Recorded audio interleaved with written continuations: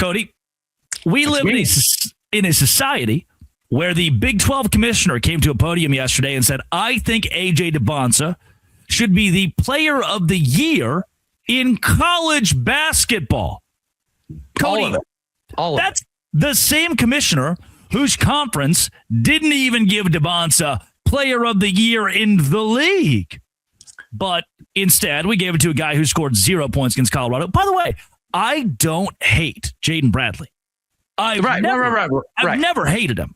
Right. He's just the 13th best player in the Big 12, which is still really good. And 4 days ago, loved the guy. Still love the guy. Yeah. But yes, there are 2, maybe 3 of his teammates that could have been above him for player, definitely 2, for player of the year. He's not the best player on his own team.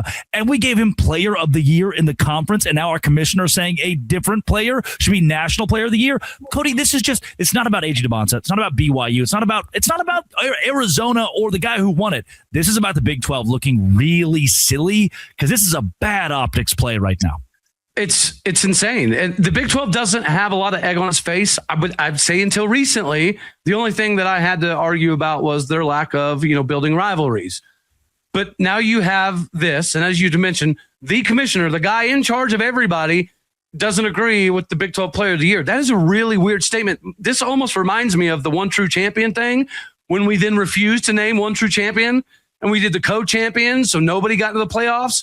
This is one of those kind of moments. I honestly, Drake, I don't know how this is possible. Like you're mulling your brain and you're thinking, well, maybe they ran it through like a computer algorithm. Like there's no way they watched film. There's no way they watched the season and said Jaden Bradley is the best. As you mentioned, he's a damn good basketball player. Yeah. He's probably going to be in the league someday and we're probably going to be cheering him on. But he is 30th in the Big 12 in points, 61st in the Big 12 in rebounds, 11th in assists, 16th in field goal percentage, and his best stat is he's 7th in the Big 12 and 3-point percentage at 38%. So is this award about who's the best 7th? Yeah, because again, I think this will be a fun conversation on the squad show. But if we're going off of who shoots the best 3-pointers, why is Anthony Roy not in this conversation, Drake? He's equally as deserving as Jaden flipping Bradley. He has more points. He has more rebounds. He has more assists. He has a better percentage. This is insanity. I love Brett Yormark. I would run through brick walls for the Big 12. But this is nuts. And I'll tell you another thing, Drake. I don't know if you paid attention, but wrestling. The Big 12 conference put out like 8 tweets. The whole wrestling tournament. The Big 12 is a wrestling conference. It just is, right? You have to embrace that. Meanwhile, the ACC, who we all know is ASS in wrestling, they posted like 40 tweets of their conference tournament. You have guys like last year. We could have capitalized on as a conference on guys like Wyatt Hendrickson. He was the story of wrestling nationally.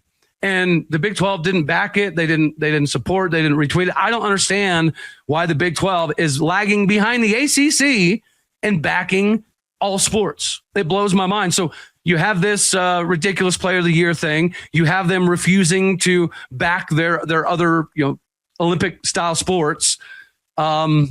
It's bad, man. It's a bad look. It's a bad look, and that's where the Big 12 conference, we need as many good looks as we can get. And if our good look is, hey, look, LED screen for a court, that didn't go very well. We'll talk about that on Thursday in the squad show because people were like, hey, wait a second, it's malfunctioning and there's no half court line. Yeah, that's bad. It backfired a little bit. There's money that we didn't need to spend. We didn't win with that.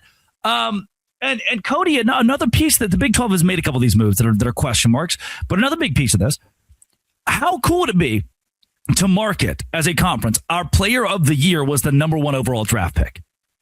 That, it feels so hollow, empty now. Everything the league posts on social media about, hey, look at AJ Dybantsa. You mean the guy that you wouldn't give play? I know it's objective. He's the best player in college basketball, arguably, but definitely the best player in the Big 12. And we just didn't give him the award. I think it looks double bad that he's going to be the number 1 overall NBA draft pick, yet he wasn't good enough to win our conference player of the year. It's nuts. You're right. You're missing a massive marketability moment. That's what I'm getting at. The Big 12 is swinging and completely whiffing on these big marketability moments in a conference that is struggling to, stay with the status quo, to hang tight with the big boys. the last thing we need is to be a national laughingstock. And that is precisely what we are. All the other conferences are pointing and laughing and saying, look at the Big 12. They don't even know who their best player is. It's not. And I do think that it's kind of negative for recruiting. Think of the next AJ Dybantsa. Why would he go to a Big 12 school? Because he could be easily the best player in the country. He could easily be the number one overall pick. And the Big 12, the conference he's in, is not going to support it or back it. It's terrible, man. Dude, I'm a little incensed by it, a little bothered by it. Did we give Cade Cunningham the player of the year? Yeah. Do you know why we gave him player of the year? I'd assume because he was the best player. Because he was the best damn player in college basketball? And the no doubt number one overall pick. Right. And Oklahoma State that year they weren't an incredible regular season team. They weren't the number one team in the country. I get it. Arizona's great, but this isn't a best player on the best team. And also, if it was the best player on the best team, somebody else would have won it. Yeah. You took the words right out of my mouth. He's probably the third best player on his own team. That's what's insane. JT Toppin could have won it. Christian Anderson should have won. AJ Dybantsa probably should have won. If Darren Peterson plays every game, he could easily have won it. You know what I mean? I think we like PJ Haggerty. PJ Haggerty had better stats and typically player of the year is a stats award anyway. I mean, it should be. And he's number 2 in the conference in scoring. Yeah. And you snubbed that guy. And so I get it. His team is losing. BYU's not losing aggressively. Like, they're still a good basketball. They could still go. I mean, people have kind of crapped on the take, but what I want you to know is that BYU can go to the Sweet 16 the same way Cincinnati can if they get in. You play your first round game against Winthrop and you win that because you're a Big 12 school and you should. And you play your second round game against NC State. Or hell, dude, you play your second round game against Alabama or Tennessee. I'm taking the Big 12 school in that matchup, even without a Richie Saunders or a JT Toppin. I'm taking the Big 12 school 100%. We went 12-4 against the SEC in non-conference. I mean, I'm comfortable as a league. By the way, let's talk a bit of Oklahoma State. And I know we're recording this before the Colorado game. And I think it would take a miracle, even if Colorado ends up losing. Oklahoma State beats Colorado, a miracle to get into the tournament. What is the best outlook for the postseason? The crown, the NIT. What's Oklahoma State's next move if you had to pick? Well, I think you're right. The only chance we have now is to probably win the whole thing. I think it's fair to make the argument that if Oklahoma State, I think we have a reasonable path, Drake. I really do. We play Colorado. I think we're significantly better than Colorado, even without Parsifala. The next game is against TCU, who I know it doesn't matter if you don't win the last minute, but we won 95% of that daggone game and we let it go at the end. But it does prove athletically, physicality-wise, we're equally as good, if not better, than TCU. So the first 2 games that we play, I think we should win. And then you have Kansas. And I said this on my show earlier.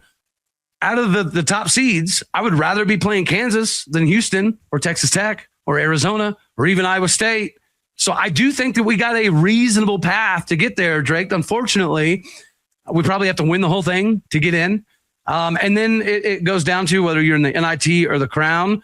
And it's funny you mentioned that.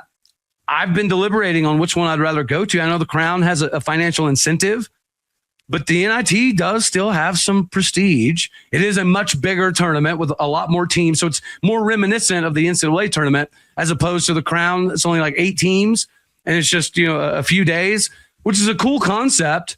But I think for tradition, prestige wise, I think winning the NIT would mean more. And I think we're good enough to do that. I mean, last year, we barely got in, Drake, and we won multiple games in the NIT tournament. We came out of nowhere. And so going back to the NIT in year 2, is it disappointing? Yes, it is. But if you go there, you just got to win the daggone thing. And I think we're capable of getting hot and doing that. Yeah. Outlook for next year too. I mean, it's hard to have an outlook, but is it a portal overhaul? Is it grow up some guys? What does next year look like? I'm hearing, so we're going to invest like $10 million next year in basketball, NIL, for whatever reason. I don't know. So if that is accurate, guys like Kanye Cleary should be here. Ben Ahmed should be staying. You get Jalen Montanati, the number 1 player in Oklahoma. You also get Latrell Allman, who's a McDonald's All-American. You have a top 10 recruiting class coming in. You've got a ton of freshmen that will be sophomores now.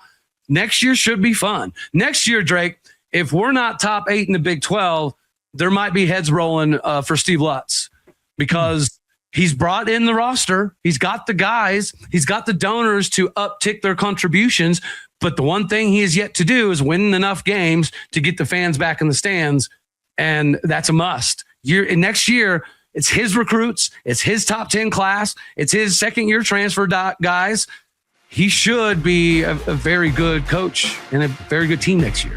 It's Cody Sobel, Locked On Oklahoma State. Find him at AllDayOState on Twitter. Thanks for making our shows your first listen every single day. This has been and always will be Locked On. Thanks again for making our shows your first listen every single day. Dose Grande.